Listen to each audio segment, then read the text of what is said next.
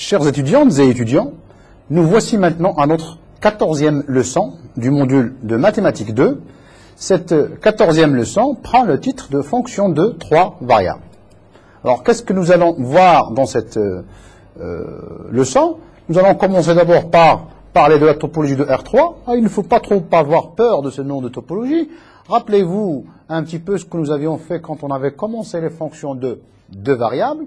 Nous avions commencé par voir la topologie. C'est tout simplement, il ne faut pas trop y prendre trop attention. C'est seulement pour régulariser, pour donner un sens très rigoureux aux mots qu'on utilise. Ouvert, fermé, voisinage, boule, ainsi de suite et ainsi de suite. Donc, pour donner un sens, je dirais, mathématique bien défini, non pas approximatif, au langage que nous utilisons dans ces leçons, on est obligé de passer par cette partie de topologie de R3. Et dans ce cas-là, vous allez voir que finalement, R3 et R2, c'est la même chose. Donc, en fin de compte, on passe de R, R2, R3 et ainsi de suite. C'est exactement la même chose. Ensuite, nous allons encore définir pour les fonctions de 3 variables les notions d'application composante et application partielle. Ensuite, nous allons voir toujours les mêmes notions, continuité et dérivée partielle. Il y a très peu de différence par rapport à 2 variables et chaque fois il y a différence, nous le noterons. Ensuite, toujours, application de classe CK, passage en coordonnées cylindriques et puis passage en coordonnées sphériques. Donc, au lieu de faire le passage uniquement en coordonnées polaires comme nous l'avions fait pour R2, nous allons ici avoir 2 types de coordonnées qui sont les plus couramment utilisées, comme vous l'aviez déjà certainement vu en sciences physiques ou en d'autres cours, c'est les coordonnées cylindriques et les coordonnées sphériques. Alors, vous voyez, le but, en fait, de ce cours, de cette leçon, c'est en fait de généraliser un peu rapidement tout ce qu'on avait fait pour les 2 variables. Donc, nous avions fait pour les fonctions de 2 variables, on avait un petit peu insisté trop, les définitions, les opérations, les changements de variables, les jacobiennes, etc., etc. Alors, tout ce que nous avions fait, nous allons essayer dans cette leçon, de manière un peu vite, un petit peu, de généraliser ça. Là où ça ne pose aucun problème, bon, on dira qu'il suffit de différencier R2, R3. Là où il va y avoir problème, on le spécifiera comme il faut. Donc, topologie de R3, alors, le mot topologie ne doit pas faire peur. Topologie, c'est tout simplement, c'est cette notion de voisinage, parce que nous disons limite quand x tend vers A. Qu'est-ce que ça signifie tend vers A? C'est une notion, je dirais, entre parenthèses, de topologie. C'est être dans un voisinage de A. Alors, notion de fermé et notion de ouvert, ce sont des notions qui, finalement, se ramènent à des notions de voisinage. Donc, cette première partie n'est que pour bien spécifier et bien clarifier un petit peu la terminologie que nous allons utiliser. Nous l'avions déjà fait pour R2, bon, on va encore le refaire pour R3. Bon, alors, nous allons parler, comme nous avions fait, de normes. Donc, nous allons définir des normes sur R3. Alors, j'ai pris quand même le pari de ne définir que 2 normes qui sont les plus, je dirais, utilisées. On sait qu'on avait encore une autre norme de type indice 1. Bon, il est très peu utilisé, donc nous, ce qu'on essaiera d'utiliser, grosso modo, c'est en fait la norme usuelle euclidienne et ce qu'on appelle la norme infinie. Alors, la norme usuelle s'écrit avec x carré plus y carré plus z carré en racine carrée. Ici, c'est le max, le module de x, valeur absolue de x, pardon, y et z. Alors, rappelez-vous que dans R2, il n'y avait pas z, il y avait uniquement racine de x carré plus y carré, il y avait max de x et de y en valeur absolue. Donc, si vous voulez, c'est exactement la même chose. Alors, ces 2 normes sont équivalentes. Rappelez-vous, d'abord, les conditions des normes, c'est que c'est positif, ça s'annule quand le vecteur est nul, et puis, il y avait l'inégalité triangulaire. Ben, exactement, on a la même chose pour ces 2 normes-là. On avait défini une notion de norme équivalente. On a ici cette norme et cette norme est très simple de voir ici qu'on a ici 1 et ici racine 3. Alors, ça vient d'où ces racine 3? Bon, ça vient qu'en fait, tout simplement qu'on a 3 termes. Alors que en R2, on avait uniquement racine de 2. Donc, ces 2 normes sont équivalentes et on donne les coefficients 1, norme de U infini, norme de U2, racine de 3, norme de U infini. Donc, on le donne carrément. Alors, généralisation des définitions sur R3. Pour chacune de ces deux normes, on définit les boules ouvertes ou fermées. Alors, l'écriture de boules ouvertes ou fermées, en fait, se fait à l'aide des normes. C'est-à-dire, si on veut dire boule ouverte de centre A et de rayon R, c'est l'ensemble des U appartenant à R3, tels que norme de U moins A est inférieur à petit r. Vous voyez ici, c'est la norme. Donc, cette norme peut être 2, peut être infinie, tout dépend. Est-ce que c'est la boule au centre de la norme 2 ou est-ce que c'est la boule au centre de norme? Parce que, rappelez-vous, en fait, quand on avait fait le dessin là, on ne peut pas vraiment faire le dessin parce que c'est un peu compliqué puisque nous travaillons sur un plan. Donc, vous voyez, c'est une surface plane. Dans R2, la boule, c'est-à-dire le disque ouvert de centre, bon, on avait dit O, 0, 0 et de rayon R, c'était un vrai disque pour la distance euclidienne, mais pour la distance infinie, c'était en fait un carré. Alors, c'est la même chose que l'on va obtenir dans R3. Pour la norme 2, nous allons obtenir une vraie boule, un ballon, si vous voulez, hein, auquel on a ôté la sphère frontière. Et pour la norme infinie, nous allons obtenir un cube. Vous voyez, c'est la généralisation d'un carré en K3. Donc, vous voyez, c'est toujours le même principe. Donc, on définit bien sûr la même chose, les ouverts avec inférieur strict, les fermés avec inférieur ou égal. Mais ce n'est pas très très grave, ce n'est pas notre but. Les deux normes étant équivalentes, les définitions et propriétés qui en découlent ne dépendent finalement pas de celle qui est utilisée. C'est-à-dire, quand on a une notion de continuité, quand en R2, nous avons écrit ça uniquement avec les normes, mais nous n'avions jamais spécifié est-ce qu'on travaille avec 2 ou infini. En fait, ce que je vous avais dit, dans les calculs pratiques, on utilisera celle qui va être la plus simple à utiliser. Mais, de point de vue résultat, le résultat est le même. Si f est continu en l'écrivant avec la norme 2, elle va être continue en l'écrivant avec la norme infinie, tout simplement parce que elles sont, vous voyez, équivalentes. C'est l'équivalence qui me précise que les calculs sont peut-être différents, mais les démonstrations ou les résultats associés vont être les mêmes. Alors, par exemple, on parlera de points adhérents, on parlera de parties ouvertes, on parlera de parties fermées, on parlera de parties bornées. Donc, il se peut que dans les calculs, on utilise la norme 2 parce que c'est plus simple. Il se peut qu'on utilise la norme infinie parce que c'est plus simple. De toutes les manières, une partie, quand il est borné pour la première norme, elle va être aussi pour la deuxième norme, et vice-versa. Donc, c'est pour ça que dans le slide précédent, nous avions dit que les notions ne changeront pas avec les normes utilisées. Les calculs, peut-être. Les inégalités, peut-être. Mais les notions resteront toujours les mêmes. Donc, si vous voyez un petit peu, je n'insiste pas trop sur les définitions parce que risque à me répéter encore. Mais ce que je vous demande, chers étudiantes et étudiants, c'est de reprendre le cours sur les fonctions de variables, hein, dès le départ, et essayer de le réécrire, mais avec, voir un petit peu qu'est-ce qui change. Chaque fois qu'on a XY, on aura XYZ. Chaque fois qu'on a, je ne sais pas, HK, on aura HKL. Chaque fois qu'on a UV, on aura UVW, et ainsi de suite, et ainsi de suite. Et puis, pour les normes, au lieu d'écrire les normes avec X carré plus Y carré, c'est X carré plus Y carré plus Z carré, et ainsi de suite, et ainsi de suite. Donc, vous voyez un petit peu, le principal, donc j'essaie un petit peu de le redire et de le redire plusieurs fois, les écritures et les propriétés resteront tout à fait les mêmes. Bon, essayez de réécrire. Donc, ça vous fera une révision un petit peu de vos cours, hein, de réécrire un petit peu toutes les définitions, et c'est ainsi, c'est tant mieux d'ailleurs, enfin, en ce qui me concerne. Les notions développées sur les suites de R2 se généralisent sans aucune difficulté. Alors, sauf ici, la seule chose, dire je travaille avec une suite UN, c'est en fait la suite XN, YN, et bien sûr ZN parce que je travaille dans R3. Donc, dire que UN est borné, ça signifie que les 3 sont bornés. Dire que UN converge vers L, c'est que celle-là va converger vers L1, celle-là va converger vers L2, celle-là va converger vers L3, et j'aurai ici L1, L2, L3.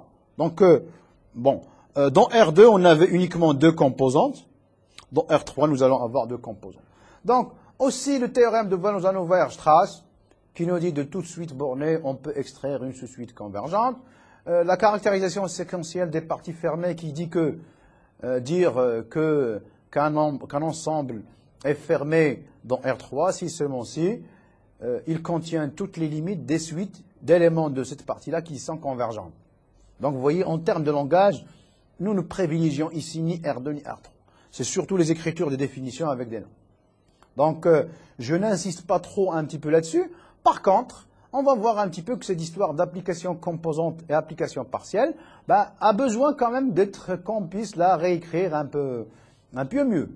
Alors, on notera souvent XY, on lui associe f de XY pour désigner une application f de 3 variables définies sur une partie A de R3.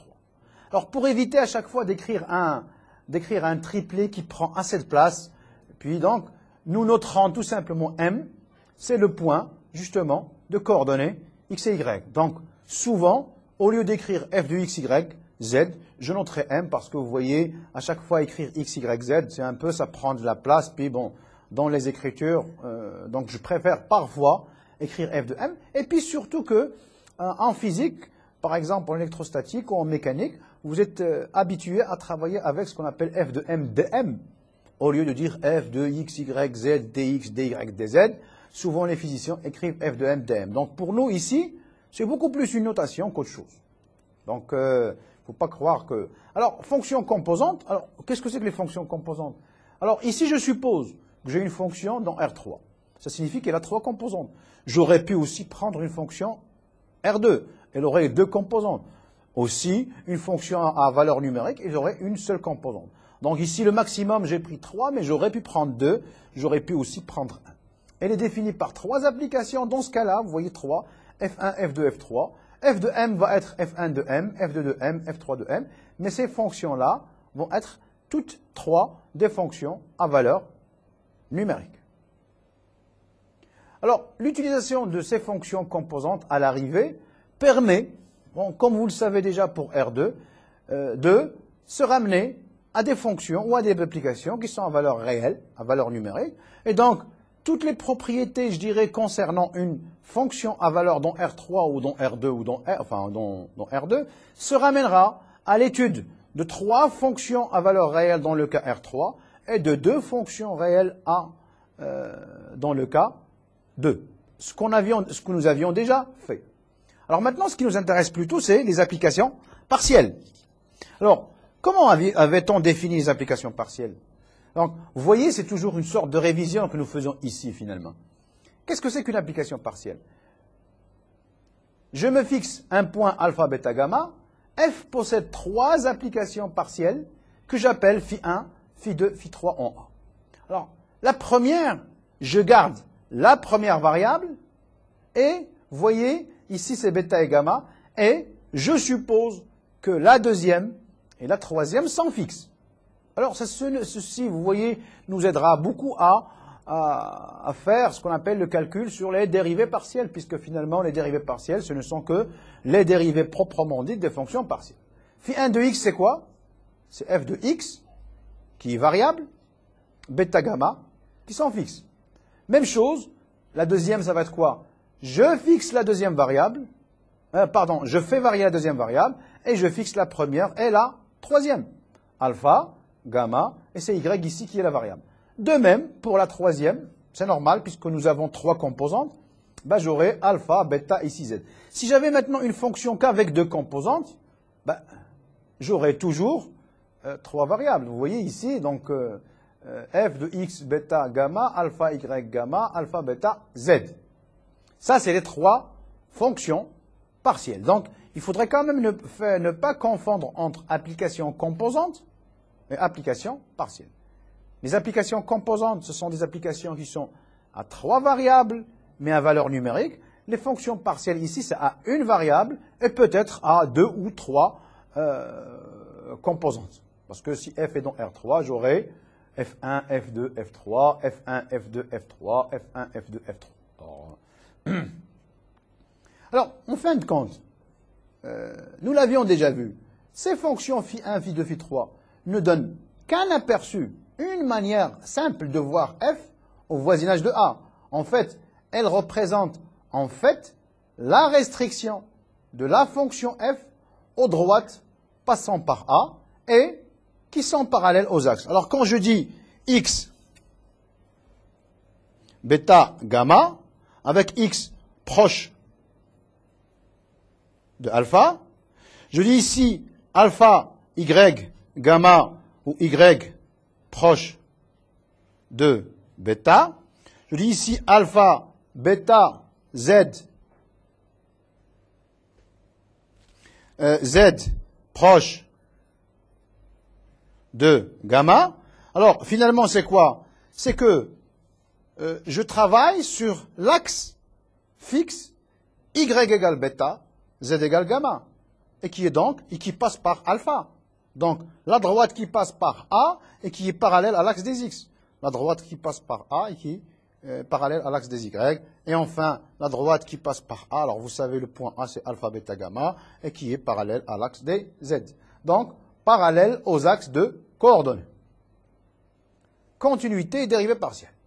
Bon, vous voyez, nous avions défini les fonctions composantes, nous avions défini les fonctions partielles. À nous maintenant de définir ce que c'est que la continuité et ce que sont les dérivées partielles. Alors, pour la limite et continuité, finalement, qu'est-ce qui change? Bon, pas grand-chose, si vous voulez, bon, sauf que les fonctions, peut-être, vont être un peu plus compliquées puisqu'il y a 3 variables. Mais le principe est toujours le même. On généralise sans changement la notion de limite de fonction de 3 variables. Donc, si vous voulez, ça ne pose aucun problème. Je vais juste donner un petit exemple, rien que pour voir. Je prendrai la fonction f de x, y, z égale, par exemple, x, y, z sur x carré plus y carré plus z carré. Alors, bien sûr, si x, y, z différent de 0, 0, 0, alors, ici, dans ce cas-là, vous voyez, elle va être, bien sûr, quelle est sa limite quand x, y, z tend vers 0, 0? Bon, donc je vais dire ici égal à 0 pour x, y, z égale à 0, 0, 0. Alors, quelle est sa limite? Trouver sa limite, c'est voir et décider de la continuité ou la non-continuité. Alors, ici c'est d'ordre 3, ici c'est d'ordre 2. Donc, ce qu'on pourrait dire, ce que l'on pourrait dire ici, tout simplement, c'est que f de x, y, z, c'est facile à voir, il est inférieur ou égal à racine de x carré plus y carré plus z carré. Et dans ce cas-là, vous voyez, ça tend vers 0. Quand x, y, z tend vers 0, 0, 0.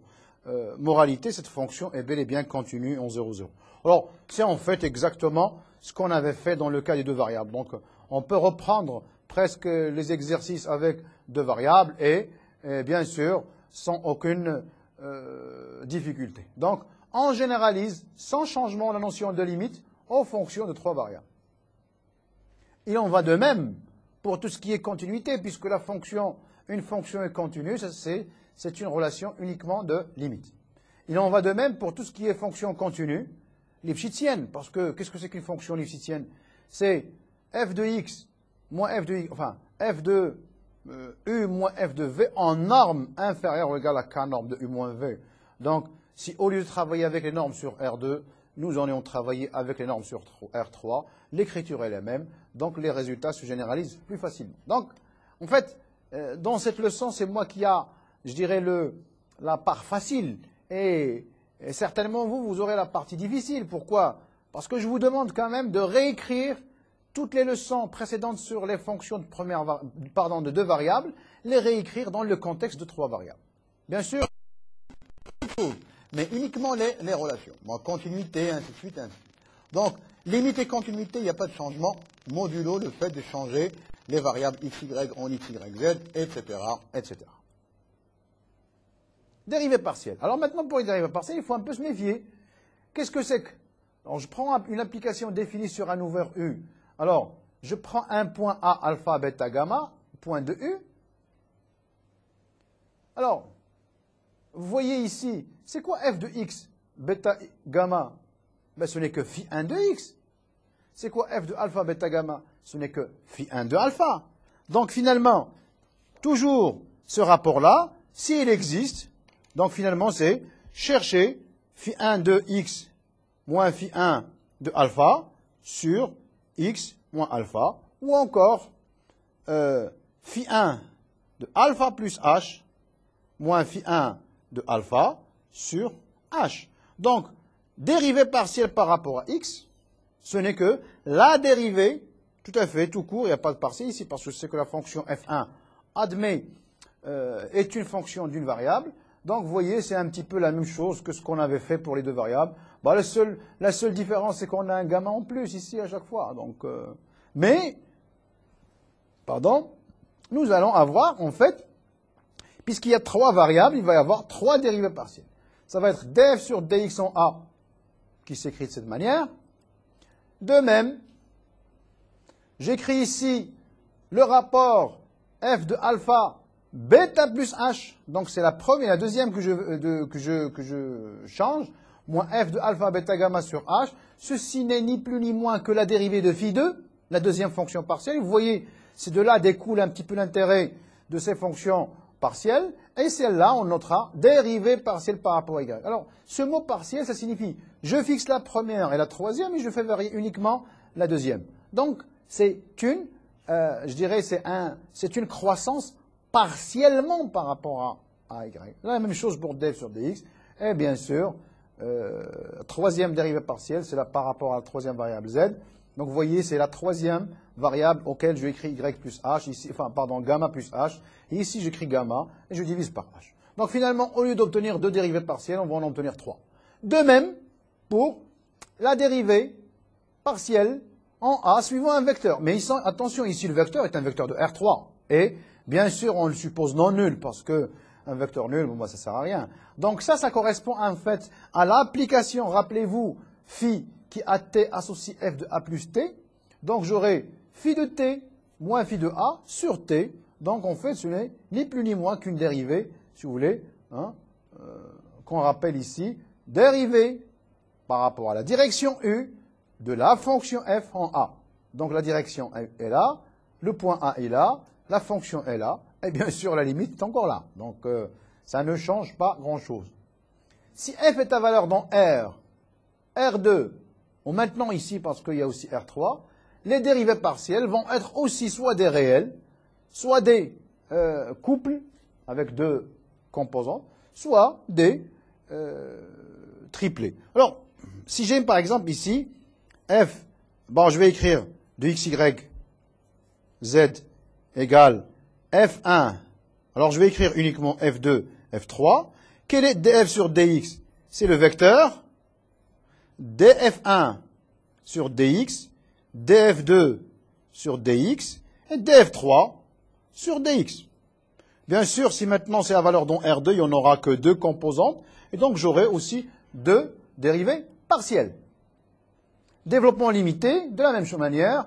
Qu'est-ce que c'est que le développement limité en un point alpha, bêta, gamma? Vous voyez, c'est exactement ce qu'on est habitué de faire dans le cas de dimension 2, R2. Alors, qu'est-ce qui s'ajoute? C'est uniquement cette troisième variable. C'est ce troisième terme, parce qu'il y a une troisième dérivée partielle. Donc, f de a plus u égale f de a plus h, alpha plus h, bêta plus k plus gamma plus l. Donc, ça va être égal à f de alpha, bêta, gamma, c'est f de a, plus lambda h, plus mu k, plus gamma l, et donc, tout simplement, et plus un petit taux de norme de u. Alors ici, la norme peut être soit la norme 2, soit la norme infinie. Ce n'est pas très très important puisqu'on sait qu'elles sont équivalentes. S'il y en a une qui est infiniment petite par rapport à norme de 2 de u, ça va être aussi pour norme infinie de u et vice et versa. S'il existe ce développement limité, alors nécessairement f est continu. Et bien sûr, elle admet en a, donc vous voyez c'est le mot de li admet, c'est-à-dire relativement à petit a, des dérivées partielles. Et donc, ces dérivées partielles, ils vont être, vous voyez, df sur dx en a, c'est lambda, df sur dy en a, c'est mu, et df sur ds en a est égal à gamma. Plus généralement, donc ça, c'est les propriétés, mais je le répète, ceci est tout à fait exactement comme on l'avait fait, de manière un peu plus approfondie en R2, on est en train finalement de tout simplement de changer le nombre de variables. Si le développement limité existe, alors f admet une dérivée partielle en tout point, enfin en A, selon toute direction. U égale HKL, c'est la direction. La dérivée par rapport à U, selon la direction U de F en A, c'est lambda H plus mu K plus gamma L. En fait, c'était la partie linéaire du développement limité. Donc, je dirais, c'est très visible. Une fois vous écrivez la partie linéaire, vous avez votre dérivée, aussi bien votre dérivée selon le vecteur considéré, ou on verra aussi la différentielle. Alors, on a aussi les mêmes réciproques, je parlerai de réciproques fausses. Alors, la continuité n'entraîne pas l'existence du développement limité. Donc, la continuité de f en A n'implique pas l'existence d'un développement limité, bien sûr en A. L'existence de dérivées partielles n'entraîne pas l'existence d'un développement limité. Et même mieux, vous savez que dans R2, nous avions carrément donné l'exemple d'une fonction qui admettait des dérivées partielles et qui n'était pas continue. C'est la même chose dans R3. Il est possible qu'une fonction admet les 3 dérivées partielles sans être continue au point considéré. Donc faites très attention. Pourquoi? D'ailleurs, le mot dérivée partielle, c'est un peu moins qu'une dérivée. Parce que dans le cas d'une variable, dérivable entraîne continue. Attention, dès qu'on a en dimension 2, dès qu'on a R2 ou R3, la fonction peut admettre des dérivées partielles sans être continue.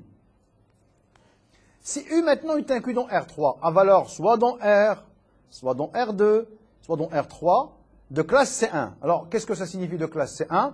Alors, comme on le sait, les dérivées premières doivent être continues.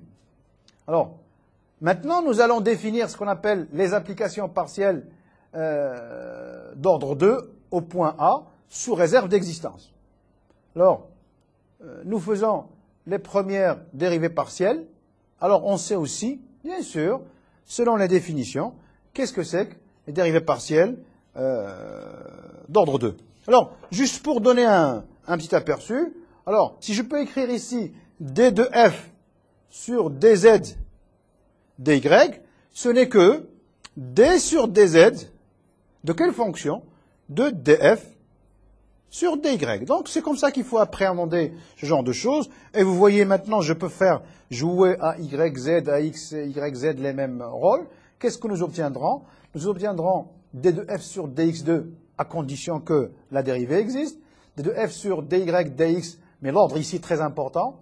d de f sur dz, dx, d de f sur dx, dy, d de f sur dy2, d de f sur dz, dy, pardon, d de f sur dx, dz, d de f sur dy, dz, et enfin d de f sur dz2. Vous voyez que en dimension 2, on avait 4 dérivées partielles d'ordre 2. Mais en dimension 3, on en a plus. Hein. Vous remarquez qu'il y en a 9. Et donc, c'est un peu, je dirais d'une certaine manière, c'est un peu beaucoup. Hein. Travailler avec 9 dérivées partielles, c'est un peu beaucoup. Heureusement que en dimension 2, nous avions, sous certaines conditions, nous pouvions montrer que les dérivées croisées étaient égales, auquel cas, au lieu de travailler sur 4 dérivées partielles d'ordre 2, nous n'avions plus que 2 dérivées partielles. Bon, on va voir, c'est exactement pareil ici. Alors, quelle est cette condition? Je vais le dire maintenant, ça va être d'être de classe C2. C'est quoi d'être classe C2? C'est que toutes, alors maintenant je dis, toutes les dérivées partielles secondes vont être continues. Alors, si cette quantité sont définies en tout point, on peut donc définir les applications dérivées partielles d'ordre 2 de f sur u. Ceci nous permettra maintenant de dire, si ces applications sont continues, alors la fonction va être de classe C2. Et là, nous avons aussi le théorème de Schwarz qui dit, dans le cas d'une fonction de classe C2, les dérivées, je dirais croisées, alors croisées c'est zx, xz, mais il y a aussi yx, yz, xy, x, yx. Donc vous voyez, dans ce cas, les dérivées partielles sont égales. Alors je donne ici un exemple, mais attention, si la fonction est de classe C2, toutes les dérivées croisées vont être égales. Donc vous voyez en fait, j'avais 9 dérivées partielles par rapport à 2, d'ordre 2, j'en avais 9, mais maintenant finalement, il y en a 3 que je vais éliminer. Au lieu de travailler avec 9, on ne travaillera plus qu'avec 6. Avouez-le, c'est mieux. Dans le cas R2, au lieu de 4, on avait 3. Ici, au lieu de 9, on en a 6. Donc, c'est un peu mieux. D'accord? Maintenant, application de classe CK. Alors, comment on avait défini les applications de classe CK? On avait dit, je fais ça d'une certaine manière par récurrence. Alors, je sais ce que c'est que les dérivés partiels de classe... qu'est-ce que c'est qu'une fonction de classe C1? Je fais d'abord les dérivés partiels d'ordre 1, je vois la continuité. C'est de classe C1. Maintenant, pour faire 2, qu'est-ce que je fais? Je calcule les dérivés partiels d'ordre 2, et je vois toutes, et je vois leur continuité. Alors, ça va être de classe C2. Alors, bien sûr, dans ce cas-là, je ne suis pas obligé de vérifier les 9, mais uniquement les 6. Mais la continuité. Ça marche. Alors, les fonctions de classe CK, c'est tout simplement des dérivés partiels. Leurs dérivés partiels vont être de classe CK-1. C'est comme ça qu'on avait défini classe CK dans R ou dans R2. Pour dire de classe CK, je définis ça par récurrence. 1, 2, ainsi de suite. Si les dérivés partiels sont de classe CK-1, la fonction, elle, va être de classe CK. Donc, vous voyez, les applications dérivées partielles d'ordre K sur l'ouvert E, si ces applications sont continues, donc je définis les applications dérivées partielles d'ordre K. Alors, vous voyez, il serait quand même très prémonitoire de ma part d'écrire toutes les dérivées partielles d'ordre 3. Mais je pourrais avoir ça, par exemple. J'ai déjà ça, df3 sur dx3. Bon, elle est très simple. Je prendrai d3 f sur dx, dy et dx. Auquel cas, ici, ça signifie, bon, vous voyez, je peux faire jouer, je dois avoir ici 3 variables. Donc, vous voyez? Donc, il y en a combien? Alors, normalement, pour les dérivés de 3, il doit y en avoir 27. Donc, méfiez-vous, mais si sont de classe C2, il va y avoir beaucoup moins. Donc, on dira dans ce cas-là que f est de classe CK.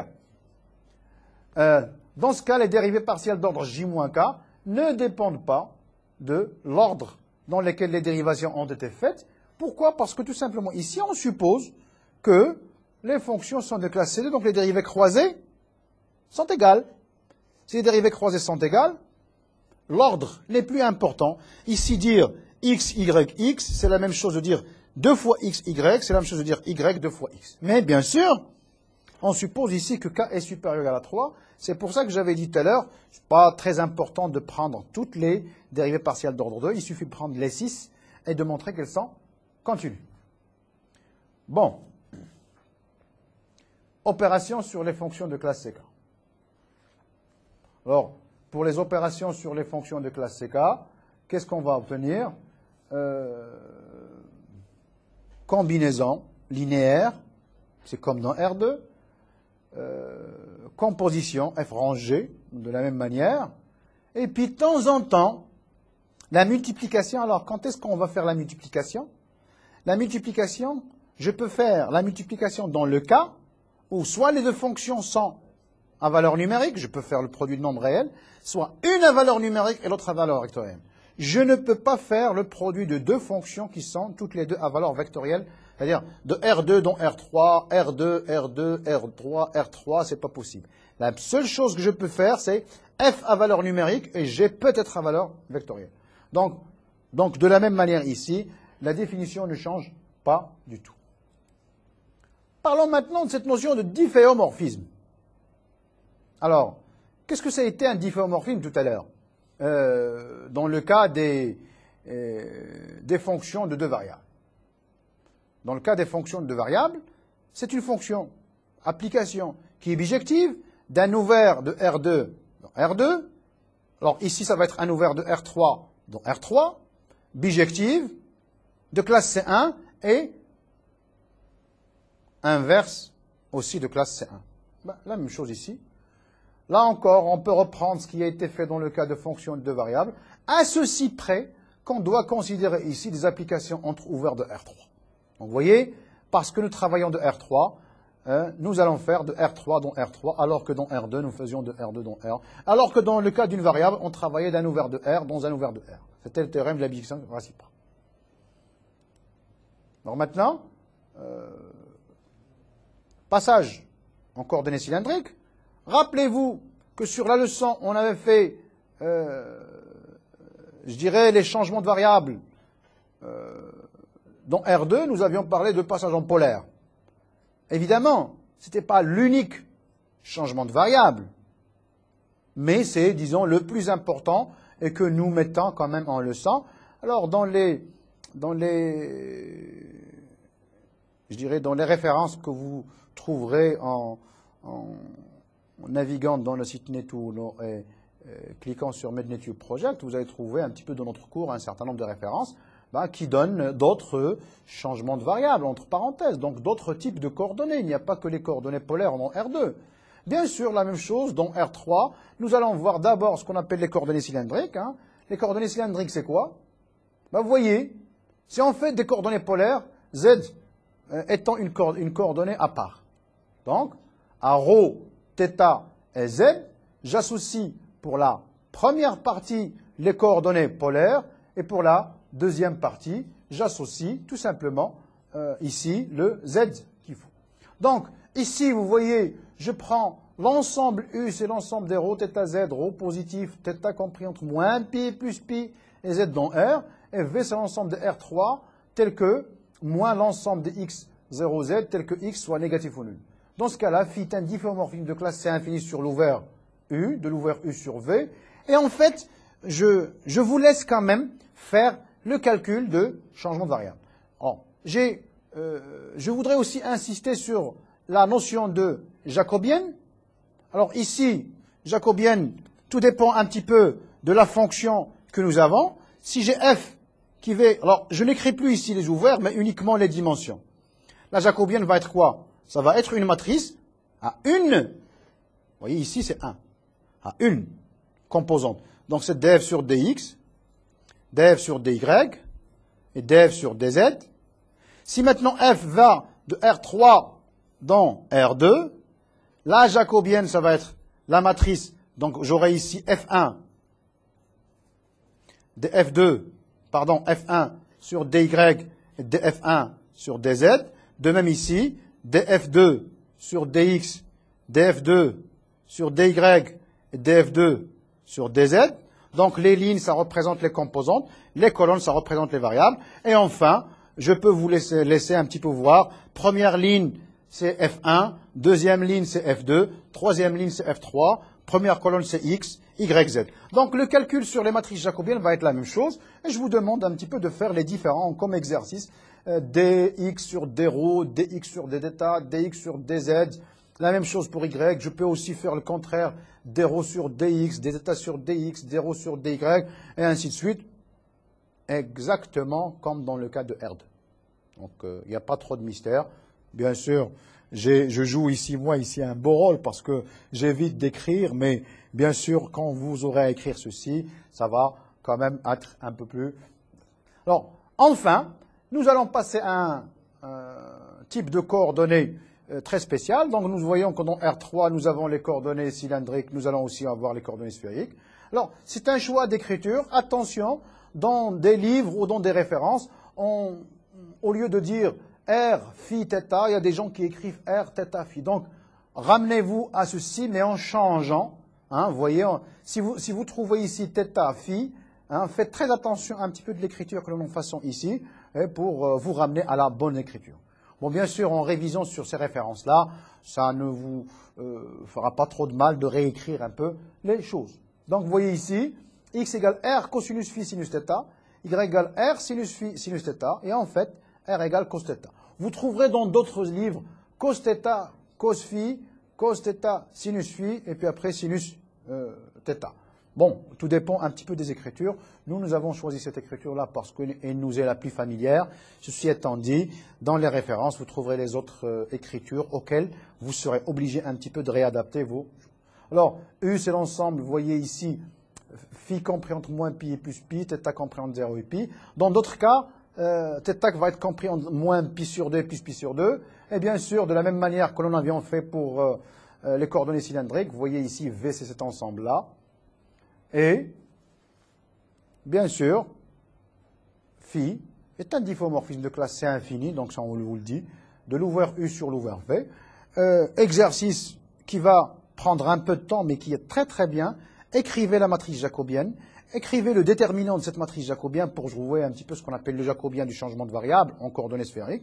La même chose pour les coordonnées cylindriques. Vous trouverez ça un petit peu sur le site, sur les cours que l'on vous laissera un petit peu sur les sites. Et Maintenant, on est passé à la fin de cette leçon de fonction de 3 variables.